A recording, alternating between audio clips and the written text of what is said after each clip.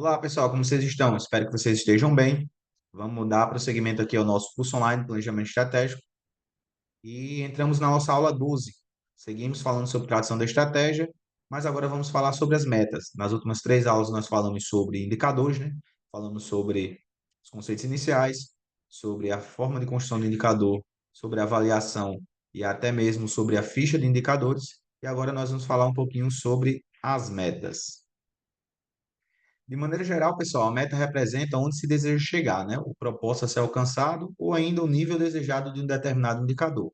Nós vamos trabalhar nessa perspectiva, né, de que a meta vai ser o nível desejado de um determinado indicador, considerando a nossa metodologia aqui do planejamento estratégico, né, de trazer esses conceitos de objetivos estratégicos, de indicadores e quais são as metas desses indicadores. A forma com que é proposta a meta, ela pode determinar o empenho ou a velocidade de implantação da estratégia, por isso que ela é extremamente importante, né, a definição dessa meta. O diferencial de desempenho é dada pela diferença entre o nível atual do indicador e a meta estipulada. Então, vamos ver um pouquinho mais sobre esse diferencial de desempenho. O diferencial de desempenho, então, pessoal, nada mais é do que a diferença entre a linha de base, que é aquilo que a gente tem como resultado inicial, e aquilo que a gente traçou como resultado final, que é a nossa meta. E aí a gente tem uma diferença entre esses dois, que seria o diferencial de desempenho, né? Aquilo que a gente precisa desempenhar, entregar, para que a gente possa concretizar a nossa meta. E aí, para que a gente possa ter alguns parâmetros, alguns conceitos relacionados a essa definição das metas, eu trago para vocês alguns conceitos relativos ao escalonamento das metas, que seria a transformação linear, incremental, rápida e conservadora. Na transformação linear, pessoal, a gente percebe que o crescimento ele é constante, né? Como o nome ele mesmo já nos diz, já nos fala. O crescimento ele é linear. Então, da linha de base até o prazo estabelecido da meta, o crescimento ele vai ser constante, né? Então, ele ocorre de forma linear ao longo do tempo, ou seja, para intervalos de tempo subsequentes, a variação da meta será a mesma. Então, vamos demonstrar aqui na prática como é que seria essa transformação linear. Eu trouxe para você aqui esse materialzinho, né, do mais uma planilhazinha no Excel, que pode até servir para a gente fazer o acompanhamento por indicador. Então, a gente pode colocar aqui o indicador, como a gente trabalhou na aula passada, o SUOMED, que seria a avaliação do serviço de ouvidoria. E aí vamos dizer que a nossa linha de base, que são os resultados, ele foi de 2020, 5, 2021, 6. E aí, a partir daqui, de 2022, foram estabelecidas metas, né? Então, vamos dizer que nossa meta é de que em 2026 a gente tenha uma nota 9. E aí, no crescimento linear, a gente teria que ter 2022 com nota 7, 2023 com nota 7,5, 2024 com nota 8 e 2025 com nota 8,5. Isso. E aí a gente teria o nosso crescimento linear. Quer dizer que a cada ano, até a definição da nossa linha de chegada, que seria 2026, a meta ela cresceu de forma linear. Cada ano ela cresceu 0,5 pontos dentro da nossa classificação média. Então, esse seria um escalonamento com base numa transformação linear, certo? A outra forma de escalonamento seria a transformação incremental, né? Que aí a gente teria, durante um período, como se fosse uma fase de estabilização, que poderia representar, por exemplo, um período de aprimoramento, de evolução daquele serviço ou daquela situação, para que a gente pudesse galgar novos níveis de meta, né? Então, incrementando ações para que a gente pudesse ir subindo e diminuindo a diferença aqui do desempenho da linha de base e da meta final traçada. Então, o mecanismo propõe avanços em degraus, isto é, promover saltos no indicador de forma a consolidar o estágio alcançado antes de estimular um novo avanço. Exatamente. Então, a gente vai primeiro consolidar aquele avanço para que depois a gente possa dar o salto. E nesse caso, o que se pretende são mudanças repentinas, porém com um período de acomodação do nível alcançado, né? Então vamos voltar lá para o nosso para aqui é o nosso exemplo, né, do sul médio da avaliação de ouvidoria, aqui já não seria já de um ano para outro uma evolução e não teria esse gráfico constante, né? A gente poderia, por exemplo, partir da premissa que os dois primeiros anos a gente ia ficar no 7 e que durante dois e esse período aqui seria o período necessário para que a gente pudesse aprimorar, trazer novos serviços, né? Ou então aprimorar esses serviços existentes, para que aí a gente conseguisse atingir essa nota maior aqui em 2024, que seria o 8, por exemplo. E aí, igualmente, estacionaria aqui no 8, porque a gente iria necessitar de um período maior para que a gente pudesse chegar do 9. Então, como traz no conceito lá que eu apresentei para vocês no slide, a gente precisa estacionar para que a gente possa, de alguma forma, aprimorar o serviço e evoluir. É algo interessante e algo que a gente precisa ter em mente quando a gente for trabalhar na elaboração dessas metas. E aí, voltando para a próxima, a gente tem a transformação rápida, que a gente chega rapidamente na meta que a gente estabeleceu. A diferença do desempenho aqui da linha de base para a meta ela é diminuída rapidamente. Então, trazendo o conceito aqui para vocês, a ação desse mecanismo ocorre de forma exponencial, ou seja, promove um grande avanço no indicador em direção à meta em um curto intervalo de tempo. Isso daqui já pode ser fruto de uma evolução repentina, por exemplo, a adoção de um sistema de informação ou alguma solução tecnológica que vai dar um salto muito alto da linha de base àquela meta desejada, mas que após isso a diferença de aumento não vai ser tão significante. Então a gente vai meio que estacionar em razão do aumento ter sido muito rápido. Então vamos lá voltar para a nossa tela. Então vamos dizer que aqui, quando a gente tinha esse nota 5 e nota 6 aqui em 2021, a gente ainda não tinha um sistema de informação que pudesse fazer um rápido atendimento, ter presteza no atendimento, até mesmo qualidade. Então, a gente se valeu de soluções tecnológicas para o alcance dessa meta e a gente vislumbrou no planejamento que rapidamente a gente ia conseguir ter um salto. Então, essa meta 9 aqui, ela pode ter sido alcançada aqui, em 2023. Então, seria um salto muito rápido. Todavia, a gente não visualizou mais alterações. Então, permaneceu constante. O aumento foi muito rápido, o incremento, a transformação. Todavia, a transformação rápida, ela também dá ensejo a uma estabilização. E a gente poderia ter como exemplo isso, a gente já vislumbrar no planejamento uma adoção rápida de alguma alternativa que vai melhorar exponencialmente aquele nosso parâmetro. E a partir disso, a gente estabiliza aquela melhoria, ok? E aí agora a gente tem, por último, a transformação conservadora, que é o exato oposto da transformação rápida. Então, inicialmente, enquanto a equipe ou instituição ainda aprende ou inicia seu desenvolvimento, são propostos incrementos muito pequenos no indicador, para um intervalo de tempo longo. Entretanto, na medida em que o prazo para alcançar a meta vai se aproximando, a velocidade de ganhos do indicador aumenta de forma expressiva. Aqui seria inverso. A gente, lá na transformação rápida, a gente já teve esse mecanismo de alteração rápido e o crescimento foi exponencial. Na conservadora, a gente já vislumbra que essa mudança ela vai ocorrer bem ao final. Então, por exemplo, uma situação em que a gente precisa fazer esse aprimoramento de determinado cenário, seja a vinda de um sistema lá ao final, que poderia acarretar essa mudança, não repentina, né? Essa mudança é repentina, sendo que ao final do período, mas que todo um trabalho precisava ser feito anteriormente para que houvesse essa instituição do sistema, né? Então, voltando lá para a nossa avaliação, a gente teria essa situação aqui, de que a gente se manteria no 7,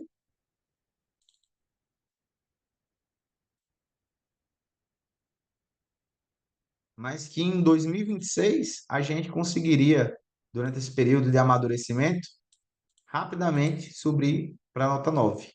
Então a gente teria esse crescimento aqui mais conservador.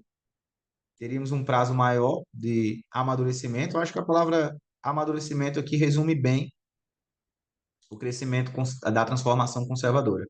Até o ponto em que a gente vislumbra que, ao final do prazo da meta, a gente vai conseguir aprimorar a ponto de ter uma transformação rápida bem ao finalzinho. Então, basicamente, seriam essas quatro formas de escalonamento. E é bom porque eu apresento para vocês esse documento aqui, essa planilhazinha, que pode servir como base para o acompanhamento de vocês, já que ainda não trabalhamos com um sistema. Então, se o órgão ele não tem ainda esse sistema também, a gente pode muito bem fazer esse acompanhamento individualmente através dos indicadores, através de um documento simples como esse. A ideia, de fato, é que a gente possa estar acompanhando a evolução e esses parâmetros do que a gente estima de meta e daquilo que a gente obtém, né? Dos nossos resultados. Aqui é o que a gente está visualizando de transformação. Nada impede que essa transformação que nós visualizamos no planejamento não ocorra por fatores alheios ou por questão de falha do planejamento também, que é comum, e de a gente ter que recalcular nossas rotas, né? Aqui é só um exemplo de como a gente poderia visualizar esse atingimento das metas.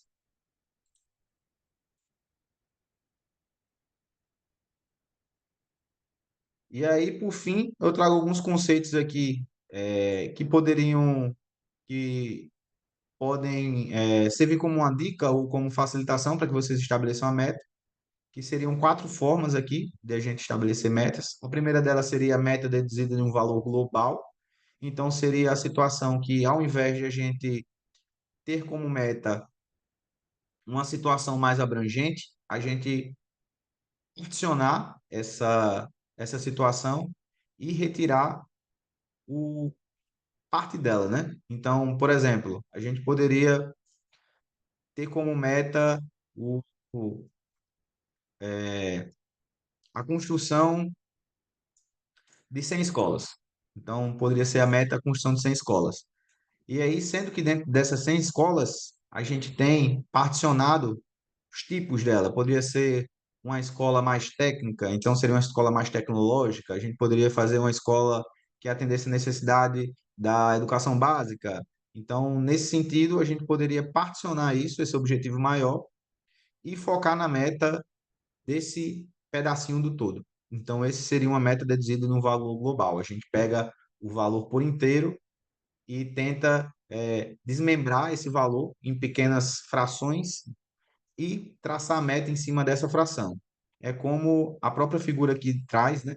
Um gráfico de pizza, por exemplo, e a gente tem vários setores que constituiriam o todo, e aí dentro desse todo a gente teria um pequeno recorte que poderia ser mais interessante para a gente avaliar de forma gerencial, que poderia representar um fator mais crítico do que a gente avaliar o todo. A gente poderia ter esse parâmetro de meta.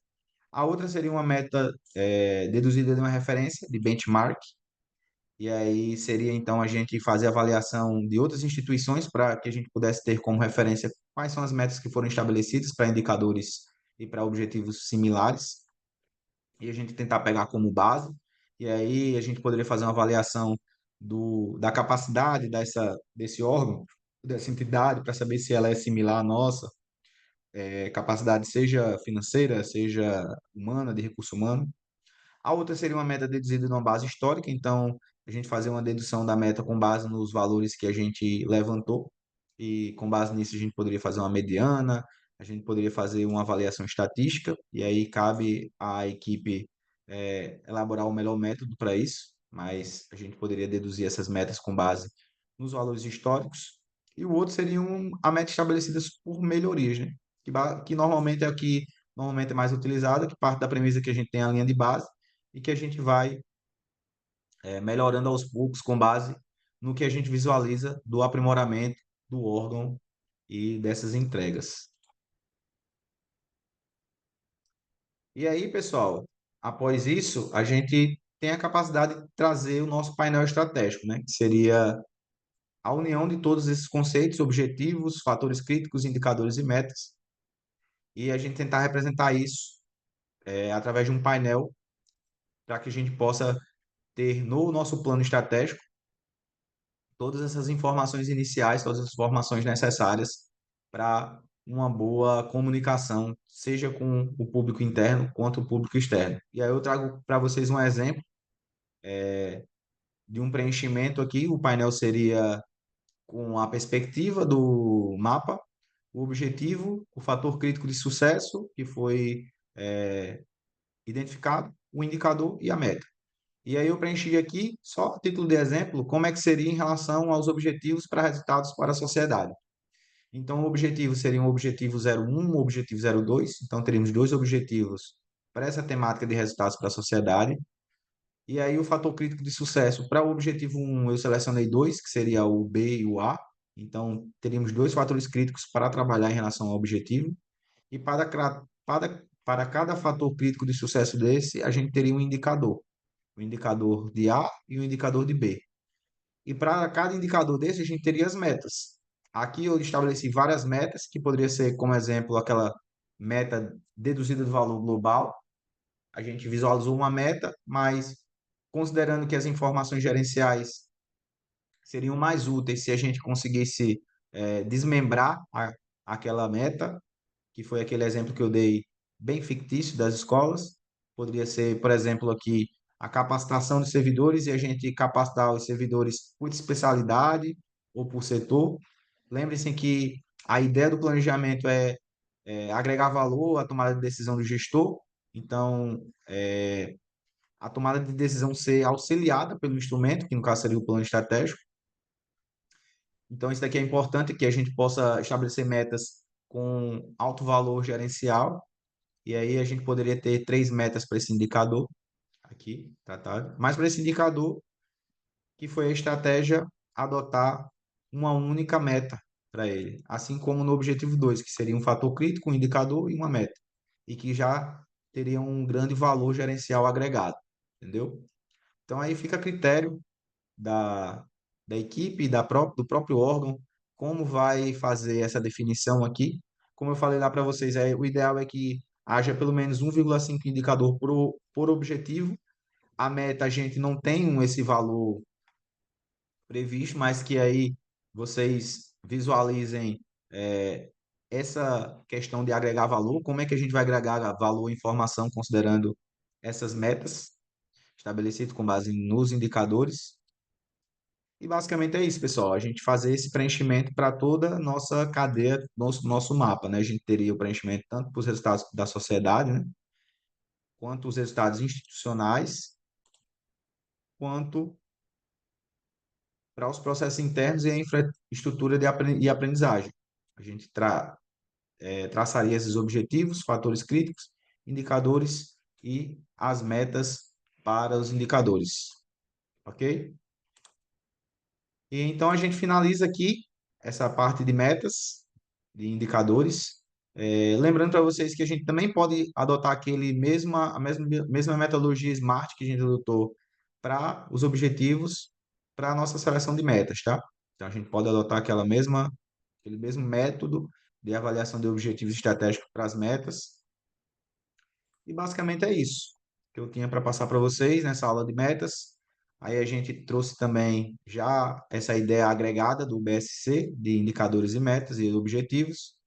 E na próxima aula a gente vai falar um pouquinho sobre a terceira etapa, pessoal, da tradução de estratégia, que é a última, inclusive, que é o trabalho em torno das ações, né, dos projetos. Então a gente vai falar um pouquinho sobre o portfólio de projetos, ok?